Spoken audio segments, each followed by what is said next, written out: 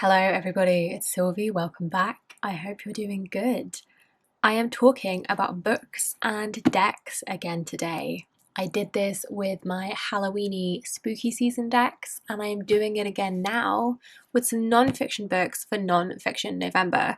So this whole books and decks thing isn't something I planned to do often, it just kind of worked out that way for October and November. I do also realise we are halfway through November, but it's still November, it still counts. Non-fiction November was one of my favourite traditions to partake in back in my booktube days, and I can only assume it's still going, although I haven't actually checked it out in a while. But regardless, the goal of non-fiction November was to read more non-fiction books than you usually would in any other month. So I tend to read one, maybe two non-fiction books in a month. So this year I have a little stack of 5 books that I was hoping to get to, but I'm certainly not holding myself to because, as I said, it's already halfway through the month. So as for the decks, this is unsurprisingly not something that is traditional in the booktube non-fiction November sphere, but I just decided to pair each book with a deck. They're not really decks I necessarily plan on working with, like this isn't a tarot TBR, just because I already have my autumn basket of decks and I have some new things in and I'm not adding more to my plate. There's only so many decks I can realistically work with at any one time, but I just thought it would be fun. I know that several people have done a similar kind of thing, pairing books they've read with decks or pairing books and major arcana cards. I think there's been a couple of tags. If I can remember who's done them, I'll link them below in case you've not seen them because I think they're really fun. Books and decks are 2 of my favourite things. But anyhow, this is going to be a much less informed pairing of books and decks because I've not read these books yet. I just thought it'd be fun. So hopefully you think so too, and let's get into it. So book number 1 on this list is Red Thread on Mazes and Labyrinths by Charlotte Higgins. I recently got myself this for my birthday. It is a book about the labyrinth myth, and I think it ventures beyond like Ariadne and Theseus and the Minotaur and looks at labyrinth in other literature and like various different sources, but I think that myth is like at the heart of this. So the deck I want to pair with this but do not yet own is called the Red Threads Tarot, which is based on Ariadne and Dionysus by Linda Hill on Etsy. But I don't own that tarot deck yet because for 1, it's not cheap, and for 2, I can't decide if I want the Red Threads or the Red Seeds Tarot, which is based on the Persephone myth and the Illusion Mysteries, or if I want the Oracle deck that she has made, which has snippets of Sappho's poetry. And because I can't make a decision, because I'm a classic Libra, I'm sorry, because I can't make a decision, I haven't got any of them. Actually, to add to my ramblings about the Red Threads Tarot, the 3rd reason I don't yet own it is because it's kind of got its own system, I think, and I feel like I don't know enough about the mythology to dive into it. And I don't think that if I bought it like now, that learning that deck would be a priority anytime really soon. And as far as I know, it's not going anywhere, so I'm not in a mad rush to like buy these decks. Maybe after I read this, then I'll have a bit more of a basis for understanding the Red Threads Tarot. But anyhow, the deck I do have to pair with this is the Hellenic Oracle, which I have in this bag that came with something else. But anyway, this is the Hellenic Oracle made by Thea at Garden Goddess Tarot. You can get this on Make Playing Cards, and this is really playing with my white balance. There we go. This is I want to say it's 90 cards. Are you a 90 card deck? With loads of Greek deities and mythological people, and yeah, it's really cool. But I have to be honest, I haven't really picked this up that much since I bought it because I feel a little bit intimidated.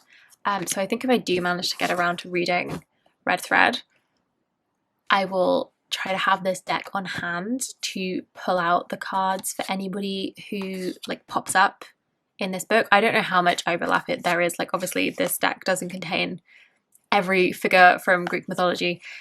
There's an expansion, I think. Actually, it might be the expansion that I would want for this deck, because I think the expansion is like monsters and stuff. But anyhow, I'm excited to read this book. I really want to start working with this deck and kind of, like, I know bits of Greek mythology. I feel like I don't know any detail. So really I should just start pulling cards at random and then doing a Google, and that being my practice for this deck for a time. But anyhow, that is Red Thread by Charlotte Higgins and The Hellenic Oracle by Thea at Garden Goddess Tarot. Right, been talking for 7 minutes already. That's a good start, isn't it? So my next book is A Beautiful Question by Frank Wilczek, and this book was another birthday present to myself. And I think this basically is asking the question, is the world a work of art? And I think it comes back to that sort of age-old question of like a design of a universe and that sort of thing. And I was really intrigued by the idea of exploring such a subjective question in scientific terms. Frank Wilczek is a physicist, and I think in this book is exploring things like symmetry and geometry found in nature. Like there's these photographs. This is talking about all sorts of things, but like here, like fractals being one of the things, and then how a lot of these patterns have informed and like illustrated theoretical physics, I think.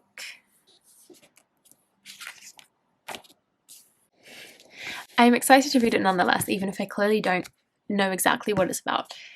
Also, I found it in the natural history section of the bookshop, and assuming that it wasn't misshelved, the fact of finding a physics book in the nature section really intrigued me. So moving on to the deck that I'm pairing with this one, I have the new Chapter Tarot. This is a limited 11 deck, which means the cardstock is shit and the box is really annoying. Sorry, not sorry. Spend less money on your boxes, spend more on your cardstock. I'm begging you. It also means the guidebook is shit. I should be nicer about these decks, shouldn't I? But like, do you see what I mean about the box? They have to wedge this bit of cardboard in the bottom, which means this card is stuck.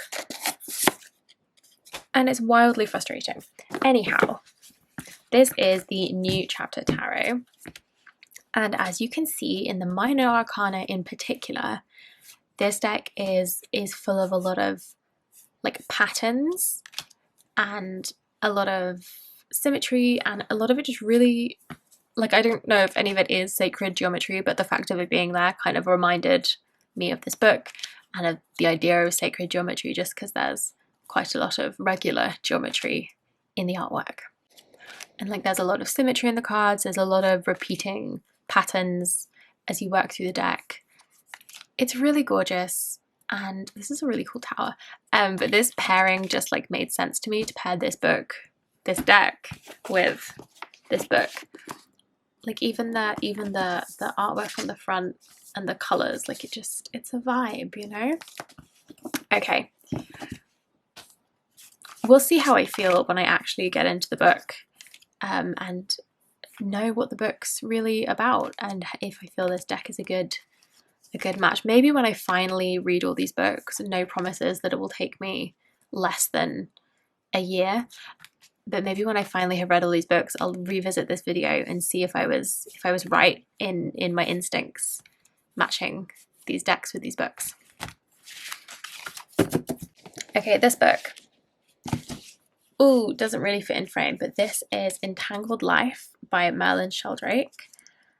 I have had this on my bookshelf for an embarrassingly long time. You can see I got the hardcover. I got this when it first came out. I still have not read this. I think I've maybe read the first few pages, but never made any real progress. I really want to read this. Like, the paperback has come out since I bought this. There is a new edition that's like illustrated with loads of photographs that has come out since I bought this. I love mushrooms and fungi. I think they're really, really cool. I really just need to get on with it. Anyhow, as far as I'm aware, this is basically just a book about fungi, and I know bits and pieces about different kinds of fungi and like snippets about a bunch of stuff that was mentioned in the blurb here. Like, I know about the wood wide web, I know about some that like digest plastics and stuff, you know, I know about the zombie fungus, but hopefully the things that I do know will become a bit more of a cohesive understanding rather than just snippets as I read this book. But anyway, I am fascinated by fungi. If you know me, you know I am obsessed with the concept of categories. I know I make myself sound so cool. I'm obsessed with the concept of categories and how we categorize stuff up. And so fungi, because they're like their own thing, they don't really fit into like traditional animal, vegetable, mineral. It's something I'm very drawn to, and everything I learn about how it all grows and coexists with the environment and like communicates and has short-term memory. I read that mushrooms or some fungi have like memory, like how it's just so cool. So yes, I've always had a thing for things that are big and weird and unknown. This is why I studied archaeology, because we're very aware that we have limited information and we can never really get answers to a lot of our questions. So I like big weird shit that's impossible to define or categorize, you might say. This is also why I like physics, unrelated. Like I had that physics book. It's big and weird, and we know that we don't know much at all. So that was a bit of a tangent. I will try and curb my excitement, and I'll show you a tarot deck. So like unsurprisingly, the deck I pair with the mushroom book is going to be my mushroom deck. This is the Midnight Magic, which like the Liminal 11 also has a shit box. I was watching a video earlier today, actually. Cody at Tarot Readings from a Bitch did a rant about tarot boxes, and this was one of them because, as you can see, the cards are too small and it comes with just this little wedge of cardboard and it's really ugly and annoying. And she also complained about the Liminal 11 boxes because they're crap. Anyhow, this is my mushroom deck. I know that there are quite a few out at the moment, and I keep going back and forth on whether I want the Oracle deck that I think Rockpool published earlier this year, but it's only got a single keyword, which is not my favourite thing. Anyway, this is the Midnight Magic. It's not a Sylvie video without at least one tangent, right?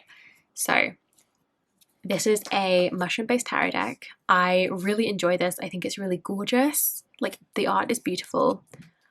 I like that nobody's looking at me in this deck. There are no people. And the guidebook I quite liked. I used this for my daily draw deck for a month or so. I think when I got it, and so I was pulling a single card every day and then looking at the guidebook to get a feel for the deck, and I really liked the guidebook entries. The way that they described why they chose each mushroom for each card like made a lot of sense. It was really well thought out. It was really nice. So this is just a really obvious pairing with a mushroom book. Or rather a fungi book, because I don't want the mycologists to tell me off. This pairing is perfect. I also think they will look good together because they've both got that black background.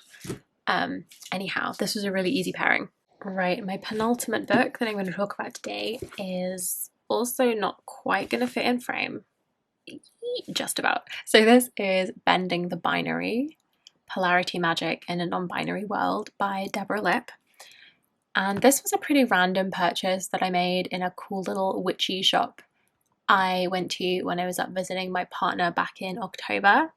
And so I say random because I don't really consider myself a witch. I don't do anything. I don't consider myself a witch.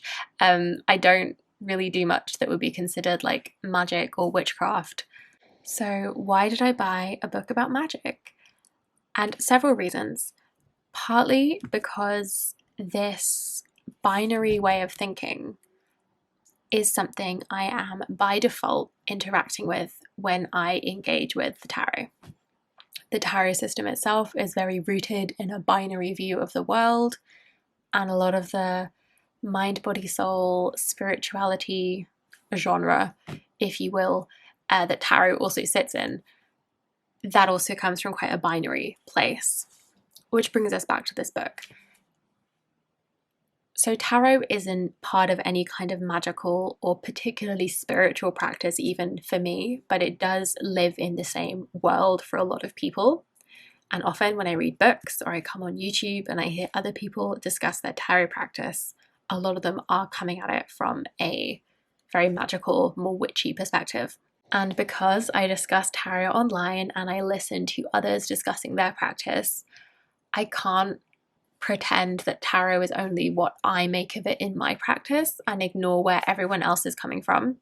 And so I was just really intrigued to see how this book dissects the binary in a magical context, and maybe also what it suggests as alternatives or different ways of thinking about or practicing certain things. So even though I'm not a magical person, I think assuming this book is interesting and well written, I think it's still going to be really valuable to illuminate some of the context around tarot and all these other practices that I sometimes see people talking about. Yeah, I am a firm believer that everything I engage with informs what I work on. And I don't think it would be even possible for me to compartmentalize what I read and think and not have it bleed over into everything else that I read and learn and hear and think about. Am I getting too deep into this in this video? Maybe. But I did already say I'm obsessed with the concept of categories, so it shouldn't be surprising that something like the binary and how it informs everything and how everything is made up but also has real impact. Like, I'm interested, I'm going to want to read it. So I'm interested in deconstructing binaries in general, and although this book is not focused on something I am directly interested in, it is adjacent to what I am interested in, so I want to read it. That was the too long, didn't read of it all. Wow, okay. Let's talk about a tarot deck, shall we? Perhaps unsurprisingly, the Fifth Spirit is the deck that I would pair with this. Talking about binaries, I'm also currently reading Charlie Claire Burgess's new book, Radical Tarot, which is all about reconstructing archetypes and dissecting binaries. This deck, I think, is subtitled as Tarot Beyond the Binary, or Tarot Beyond Binaries. So it's perfect to go alongside this book about bending the binary within a magical practice. I love this deck. I feel like I talk about it all the time, and I have no intention of stopping anytime soon. It's fantastic. So, yes, this deck exists to be queer and to challenge the status quo and the false binaries within that status quo. It's a brilliant little deck. I think Charlie Claire Burgess is brilliant. Like I say, I'm loving their book, Radical Tarot. So the point of this video was not to be pulling more decks that I want to be working with in the imminent future, but let's be honest, this deck is always out. I have a little basket of like my favorite decks and the decks that I want to sort of study with that I keep out with their guidebooks and things, and this deck is in there because I love it. I think it's fantastic. Anyhow, that is my binary bending duo. Deborah Lipp has written a bunch of stuff, right? And also some tarot stuff. I feel like I have a book by Deborah Lipp on a wish list somewhere. So I'm hoping that means it's good. Let me know. Like I say, I'm not into the magical witchy side of things, so I have very little clue if what I'm looking at is good because I have no context for it. So let me know if you would recommend this. I'd be interested. So finally, I have a book by everybody's favourite death positivity advocate, Doughty. This is Will My Cat Eat My Eyeballs and Other Questions About Dead Bodies. Side note, if you're not aware of Doughty or the work she does, I seriously recommend checking her stuff out. She has a YouTube channel called Ask a Mortician, I think that's still what it's called anyhow.